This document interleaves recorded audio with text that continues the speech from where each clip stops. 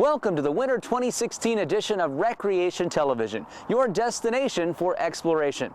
Well, it's the time of year folks are looking to escape the cold. We'll show you how Green Ridge Recreation Center continues to change the recreation landscape here in the Roanoke Valley 6 years on. We'll preview our aquatic fitness classes, show you a weight loss program, and a youth basketball program here at Green Ridge. Well, if you're brave enough to face the outdoors, we're going to take you on a cross-country ski trip and teach you how to cook in the great outdoors. And finally, we'll meet with individuals participating in our Valentine's dinner dance. See what that is later in the show. But first, a check on overall park progress from Department Director Doug Blunt. I'm joined by Doug Blunt, Director of Parks, Recreation, and Tourism. And Doug, winter's the time of year you don't see much activity out in the parks with our staff doing landscaping, upkeep, but there's really a lot going on in the background behind the scenes, isn't there? There is. This is the time of the year that we're able to do a lot of our park repairs. We're out repairing playgrounds, working on doing some sod improvements to our athletic fields, replacing fencing, working on our tennis courts, basketball courts, etc. So it's kind of the time of the year where we're able to catch our breath and get out and continue to make some improvements within our park system. And speaking of improvements, especially within the past couple of months, we've seen some major park improvements in the way of ball field lights. Yeah, we're very, very pleased that the Board of Supervisors provided us with some additional capital funding this year. We were able to light 2 of the soccer fields at Green Hill Park, as well as we were able to light the second soccer field at Hollins Park. Both of those programs, soccer programs, are very, very excited about having lit ball fields, and it's going to make a real positive impact on our youth soccer program. And this is really part of an overall strategy by the board and county administration to maintain the upkeep of some of that major infrastructure in our parks over the next few years. Can you talk about what folks can expect to see? Well, we have put together a 10-year maintenance plan that's going to allow us to, as funding is available, to go in and just as you said, to take care of what we have and to work on refurbishing different aspects of our park, working on our restrooms, working on our shelters, making sure that all of our buildings are maintained to the level that they should be.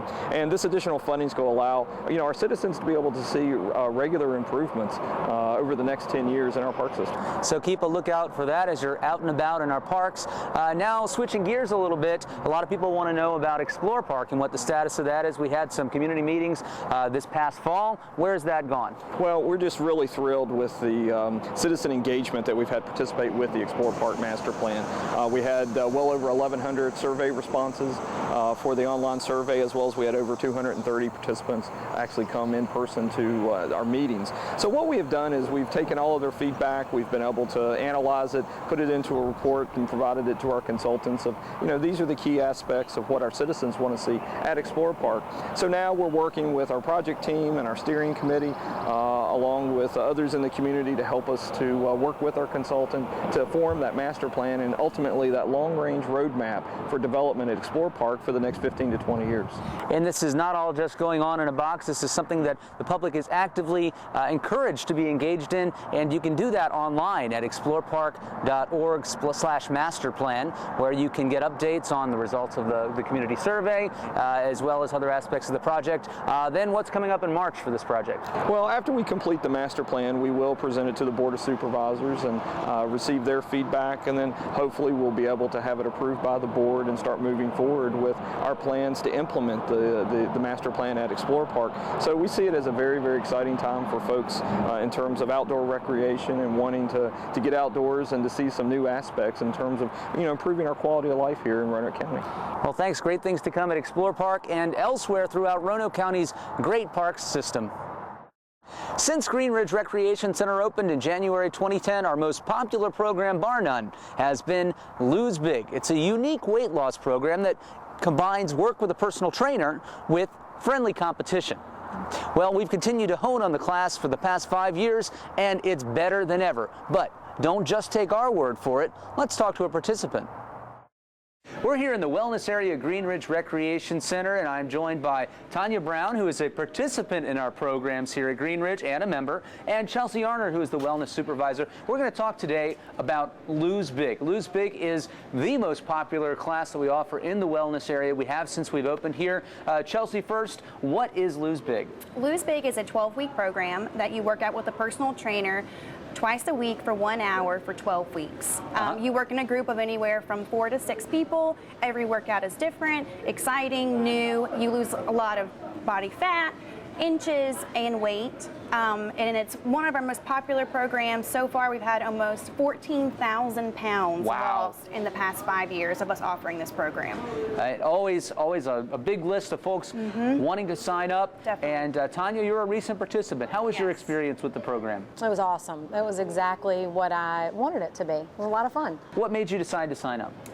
I take the classes, but I'm not very self-motivated, so I don't know what to do when I get here other than walk. So I wanted to do something different, and that it was different, very different. Now, Chelsea, talk about what motivates people in this class. It's co-opetition, isn't it? Talk about that. Yeah, not only do you have your teammates to really work with and motivate you to come, but you also have a sense of competition because the winner of Lose Big wins a prize valued at almost $300 at the end, and then we also have team winners. So the teams will compete in different challenges on certain weekends, so they're also going against each other. And then, too, at the beginning of the program, we always start you out with your beginning statistics of how much body fat you have, how quick or can you run a mile, how many push-ups can you do. Then we remeasure you 6 weeks in, and then we do it again 12 weeks later to see how much you've improved. So you're really competing with yourself, too, which is a good motivation. In addition to the competition, there's also the fact that you get to work closely with a personal trainer, which you wouldn't necessarily get to do without hiring one on the side to supplement your workouts. Talk about, Tanya, your experience in working with that trainer.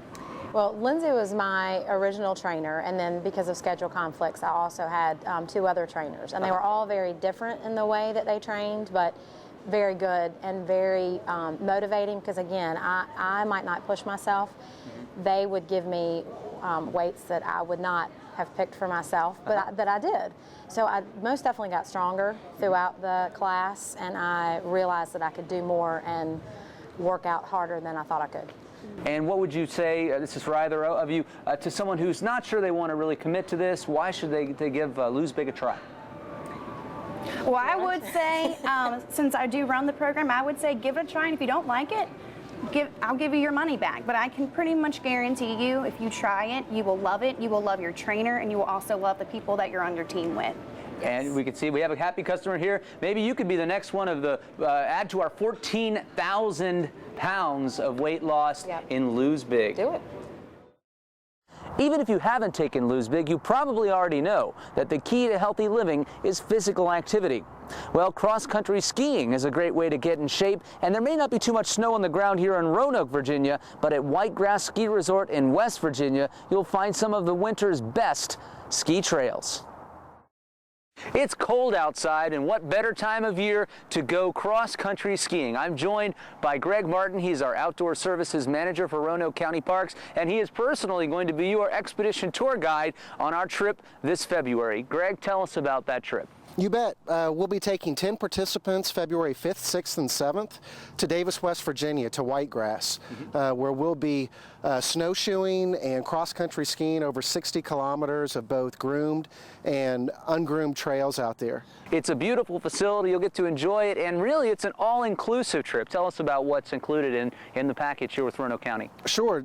Again, the rental gear is taken care of. Transportation is taken care of. We'll be personally cooking breakfast for participants for 2 days, and we'll all be making trail lunches and then going out as a skiing community for dinners there in town the Saturday night and Friday night while we're there. And the accommodations are pretty special this year. We've actually had an upgrade this year. Tell us about where we're staying. We have a great ski lodge home that has 5 bedrooms, 3.5 baths. It even has a jacuzzi on a deck for the end of the day. And the best part about it is if you're anything like me, I don't know a thing about how to ski. How are you taking care of folks that are novices at the sport? Sure. We're utilizing the services there, and they're going to provide 2 ski instructors for us for a comprehensive hour lesson to get folks started on cross-country skiing. And not only that, Greg, yourself, you're downplaying your own experience with skiing, I'm told. No, we enjoy getting out there and enjoying the sun and getting on the trails for a really really relaxing day, and myself and another outdoor teammate will be helping participants throughout the day. But really, it's a lot of self-guided touring. It's such a wonderful, scenic environment. Really easy to navigate, but again, we're here to serve the 10 folks who sign up. This is a program that we've done year after year, and people like to take the course and even come back. Tell me what keeps people coming back to whitegrass skiing.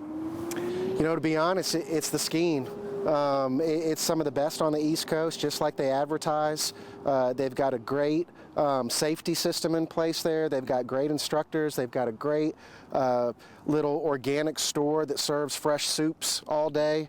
It's just a really fun, family-friendly environment with, again, it's tough to find 60 miles of cross-country ski trails anywhere. And what ages can participate in this program? This is for 21 and up. All right, so if you're an adult, have you been skiing, never been skiing, doesn't really matter. It's an all-inclusive trip, and you'll get a great leader in Greg Martin and the staff from Camp Roanoke. So find out more at RoanokeCountyParks.com. Still craving outdoor recreation? For those that love to camp, winter can be a great time to get out and enjoy the great outdoors. But what do you do when you get there if you want something to eat? We'll find out more from our outdoor cooking instructor right now. It's that time of year again, time to get outside, make a campfire, but the problem is once you get out there, if you're anything like me, the only thing I know how to do is roast a s'more. Now Susan Powell here is going to teach a class that will change all that. It's called outdoor cooking. Susan, tell us a little bit about this program. Let's start with what you're going to learn with open fire cooking. Sure. So it's not just about cooking s'mores like you said. You can also cook more deluxe things. We have a campfire nachos recipe that's really great. That'll be one of the things we talk about there. But also figuring out a way to use charcoal within the fire to use a Dutch oven here. So okay, show us that. It's pretty great. I actually baked a Dutch oven this morning. So we got some apple cobbler here. You guys will have a chance to do that. Great. The cool thing about this class is that you're going to get to try between 8 and 10 different recipes. Well, when you're cooking a Dutch oven, so you just let it die down and you just set it on the coals. Is there any more to it? Is there a secret that us laymen don't really understand? Sure. It's all about how many coals on the top and bottom. You don't want to have. Yeah. So you put coals on the top and on the bottom, and if you have the right number, it actually cooks really evenly and it doesn't burn on the bottom. Which is why it's designed with a little lip around the edge here. That's right. All right. Well, let's move on a little bit to what you have here. What are these things right here? Sure. So we have some backpacking stoves. This is a really simple one. It only weighs about 3 ounces. So we'll learn how to use that one. We'll learn how to use this one, which is more for group use, really sturdy winter use. Very lightweight if you're backpacking. And then the lightest, we're going to talk about some ultralight backpacking stove. They'll actually get to come away with one of these when they finish the class. So we'll have to build one out of I don't think I've ever seen something like this. What is it called? It's a cat food can stove. So you actually empty out like a little Fancy Feast 4-ounce container, and you punch some holes, and you actually have a really great stove that a lot of Appalachian Trail thru hikers use. All right, tell me more about this because I'm just fascinated. How does it work? So you pour a couple different types of fuel. I use denatured alcohol. It burns really cleanly. We can also use something called heat, which you can find in gas stations, which is really convenient for hikers. You pour a little fuel in the bottom, you light it right there. This is actually your pot holder and your stove all in one. The flames come out the side, and then you put your canister right on top here, and you got. It sits on the cat food can. Yeah, and it'll in about 10 minutes you'll boil about 1 liter of water. All right, now what are some of the differences between what you can actually cook on a small stove, whether that be a camp stove or something homemade like this, versus open flames and a Dutch oven style or even hobo packs? Sure, yeah. So, even with some of the backpacking gear, you can still cook some pretty fancy meals. So with this, I make a pretty delicious salmon pesto pasta that we're going to learn about. You're just boiling some water, adding some pasta, throwing some pesto homemade that I like to do in. Same thing with these guys. These are a little sturdier, so even in winter you can have some pretty deluxe meals. But the nice thing about using a campfire or a Dutch oven stove is you can make things like meat that you maybe wouldn't make, say, on a backpacking trip with, when you're car camping. All right, finally, let's move on to the Coleman here. Talk about some of the deluxe camping cooking, as I would call it. Yeah, so this is more for a car camping stove here. So it's pretty sturdy. You can put, maybe a 4 or 5 course meal on here. So we'll show you different types of pots and pans that work really well here and what kind of stuff you can make. You're going to have a chance to try out 8 to 10 different recipes while you're here. So you get to eat the food, you get to take home the recipes, all of this, and spend 4 hours with you, of course, That's Susan. Right. It's a great class, and it's going to be held March 12th. Find out more about it at RoanokeCountyParks.com. Well, Green Ridge Recreation Center is celebrating 6 years here in the Roanoke Valley. We've made a few changes over the years, like our recently renovated activity room for the kids. In the past year, many adults have also begun to fall in love with the nation's hottest growing gymnasium craze. It's called Pickleball. Earlier today, I spoke with the Green Ridge member who has a passion for the sport. I'm joined by Chuck Lockard in the Green Ridge Recreation Center Gymnasium, and Chuck is one of the founding members here at Green Ridge Recreation Center, which opened January 2010. Chuck, you're into something really unique here and have really helped it grow. It's called pickleball. Tell us what exactly is pickleball. Well, pickleball is a game a little bit like tennis, a little bit like racquetball, and a little bit like ping pong. It's a very fast-paced game. It's easy to learn to play. Pickleball was founded 50 years ago this year out in the Washington State area, and primarily it's a game of, I think, great interest to people my age and older, retirees who are looking for something to do that's competitive. They can get a little bit of exercise with, and they can meet a lot of good people. So the folks that have been playing with my group here, I've got about maybe 12 or 15 that play on a regular basis. I've got in my database about close to 50 people who play on an occasional basis. So it's just a lot of fun to play. Now, it's been so popular here at Green Ridge Recreation Center, we just keep adding days that court times are available. Right now, we're up to 4 days a week. The court is open in the mornings on Monday, Wednesday, now Thursday, and Friday here at Green Ridge. Why do you think, especially in this recreation center, that it's been so popular, Chuck? Well, I think it's because it allows folks to come in and be competitive at doing something. I've been a member here since the beginning, and I've been on the track, I've been on the treadmills, I've done a lot of things here, but most of those activities are just me doing something by myself. Pickleball allows me to go and be competitive with another group of people. Competitive, but it's also got that social component. Right, now, exactly. you were explaining to me a little bit earlier some of the differences between tennis, swinging a tennis racket, and a pickleball. Can you demonstrate that a little bit? Well, the main thing is with pickleball, the paddle is so much shorter than the tennis racket is, so your eye-hand coordination is easier for most people to pick up. The biggest difference, though, is the ball itself, because it's a wiffle ball. This one is a red wiffle ball. There are different colors of ones. We find that Green Ridge, the red one, works the best, but it doesn't bounce like a tennis ball. Show us how it So, goes. for instance, if I hold it up here and drop it, it's only going to bounce, about 2 feet. Whereas a tennis ball, if I dropped it, it's going to bounce to about here. So you have to play a little bit lower to the ground. You have to be able to move forward to hit the ball. And of course, a big thing with the popularity of pickleball, the court size is a little bit smaller. We have an actual pickleball court, which is a little unusual in this area, that's the right size. How does that work for folks that have a little bit of mobility issue trying to play? Yeah, the court that we play on is a badminton court. So that is small enough that once you serve the ball, you take 2 or 3 steps. You're at what we call the kitchen, which is 7 feet away from the net, and then the play really begins from there.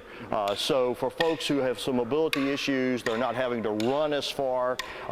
I've coached tennis in the past and played a lot of tennis, and the problem is that after a while you're not able to make do all the running around a tennis court that you need to do to be competitive. Here, it's 2 or 3 steps in any direction, and just about anybody can do it. So if you have ever had an interest in tennis, ping pong, want to give it a try, come 4 days a week now at Green Ridge Recreation Center. Join the fun. You can come by daily admission or become a member like our friend Chuck. There's no need to reserve your spot in advance. The pickleball net is set up 4 mornings a week here at the Green Ridge Gym. To find out more about times, go online to greenridgerecreationcenter.com. Now, one of the best parts about Green Ridge is its ability to cater to many different age segments. Once the kids are out of school, this gym transforms from adult activity to open hoops, classes, and even sports tournaments. Roanoke County's popular Great Beginnings youth basketball program is one of those that has recently moved here to the gymnasium.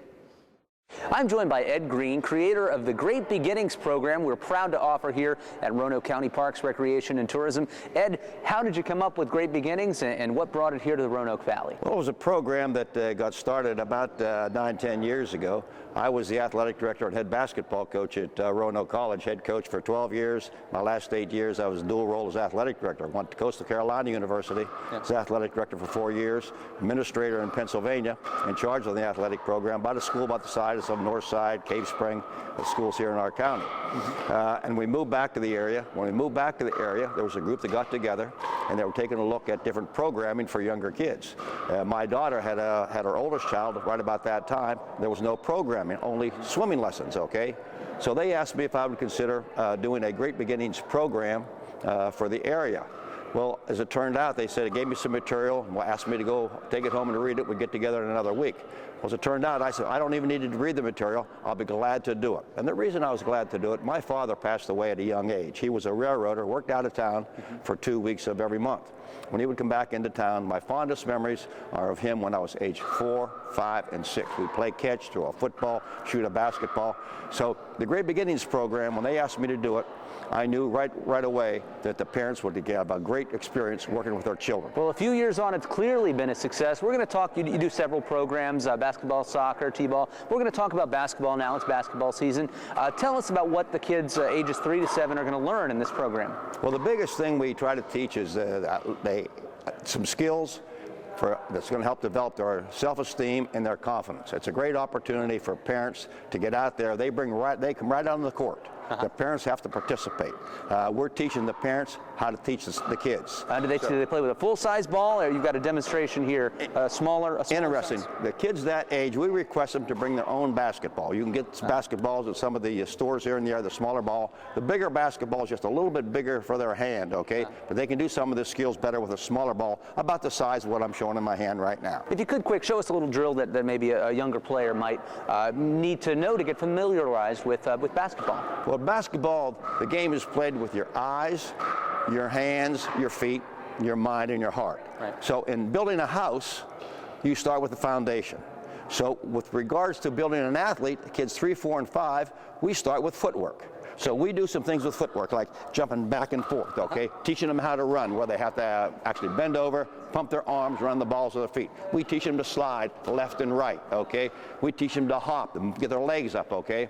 Then we teach them how to come run to a jump stop, and parents will throw them the basketball.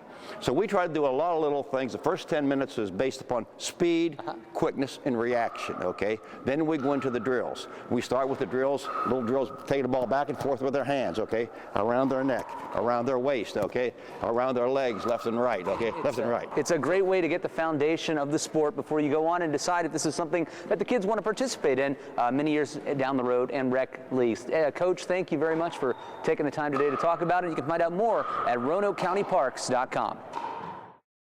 You can find out about any of our hundreds of winter programs for both youth and adults in Explore Recreation magazine, or see it online at RoanokeCountyParks.com. One thing you may find in here is our popular Twinges and the Hinges program at the Green Ridge Indoor Pool. This one is geared towards older adults with mobility issues. Let's take a listen to the instructor right now.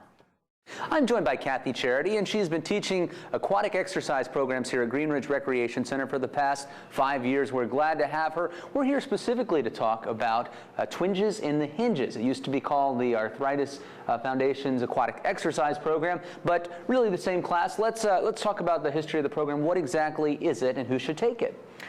Anybody that's having joint difficulties, muscle difficulties, if they've been sedentary for a while. This is an exercise program that's easy to just join in and start your program, and then from there you can increase into tougher programs. Now, we've talked a lot on this program about how aquatic exercise is great. It works your joints and muscles without pain, because you're under the water, and it really works with some of that resistance. How is this class different for folks that have even more severe mobility issues? When you're in the water, you're about 75% lighter than you are on land, so you can do movements with your joints and muscles that aren't going to hurt you like they would if you tried to start off a program on land.